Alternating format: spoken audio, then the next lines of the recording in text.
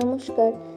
এক মুঠো ভালোবাসা আর এক চিমটি গল্প আর আপনাদের সঙ্গে চলুন শুরু করি আজকে রিয়ার রান্নাঘরের গল্প। আজকে ডিম সোয়া রান্না করব এবং সব পরিমাণ মতন সব মশলা কেটে নিয়েছি। আলুটা সেদ্ধ করে ছাড়িয়ে নিয়েছি, ম্যাশ করে নিলাম।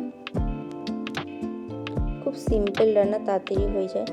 তেল গরম করে ওতে জিরা ফোড়ন দিয়ে দিচ্ছি, লঙ্কা দিয়ে দিচ্ছি, এবার পেঁয়াজ দিয়ে দেবো। পেঁয়াজটা এবার লাল করে ভেজে নেব। তারপর যে সোয়াবিন ভিজিয়ে রেখেছিলাম ওইটা ছোটো ছোটো করে কেটে ওইটা দিয়ে দেবো পেঁয়াজের মধ্যে, ভালো করে নেড়ে নেব। সয়াবিনটা ভালো আর পেঁয়াজ ভালো মতো লাল করে ভেজে ওর মধ্যে টমেটো কুচি দিয়ে দিচ্ছি। এবার আদা লঙ্কা বাটা, হলুদ, নুন, একটুখানি মিট মশলা গুঁড়ো দিয়ে দিয়েছি। এবার নেড়ে নেব, অল্প পরিমাণে একটু জল দিয়ে ভালো করে নিয়ে নিচ্ছি। এবার সব এক সাইডে করে ডিমটা দিয়ে ভালো করে ভেজে নেবো এক পাশে। এবার সব মিশিয়ে একসাথে নাড়ব।